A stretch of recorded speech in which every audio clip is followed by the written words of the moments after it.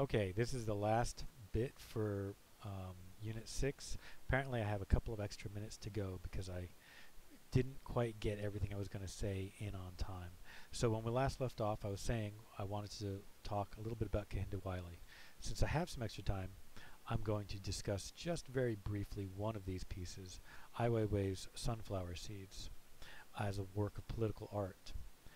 When you go to see his piece, usually it's displayed in very large rooms, like this is at the Tate Modern, and this space is um,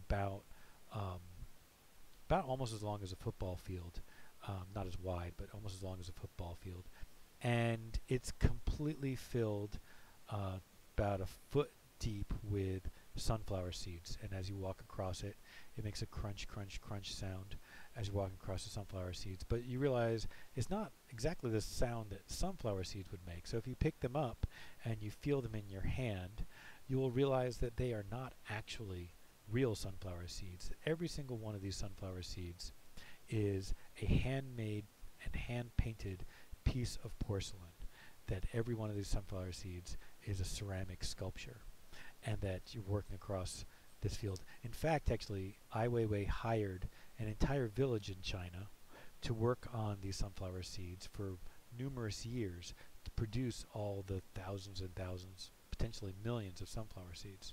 So what's the political point of this? There's a lot of different points to it, but one of the political points is that it's a slight mocking of the political culture of official China.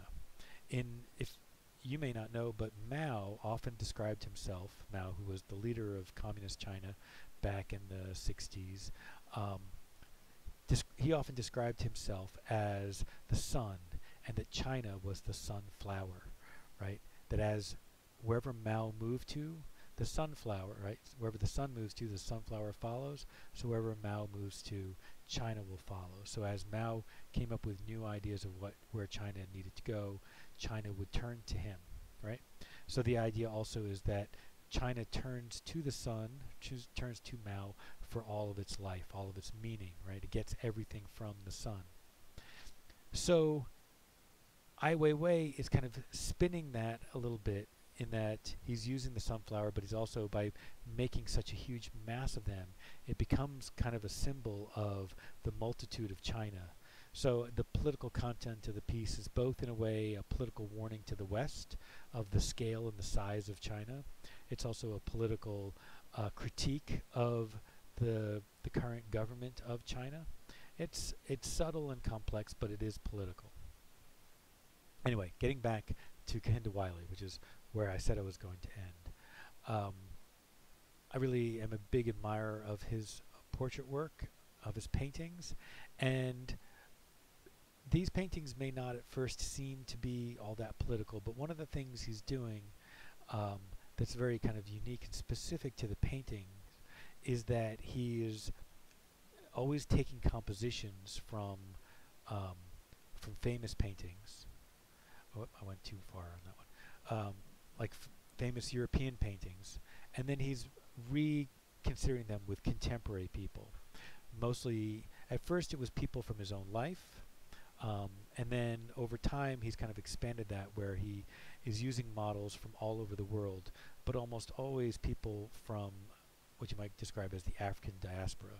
Although he's actually also gone to Africa and has used African models for his pieces. So some of the early works are because they were from his, his life, his personal life, and from his neighborhood, were African American models. But he has gone to Haiti, to Brazil, and he's used models and interviewed people all over the world.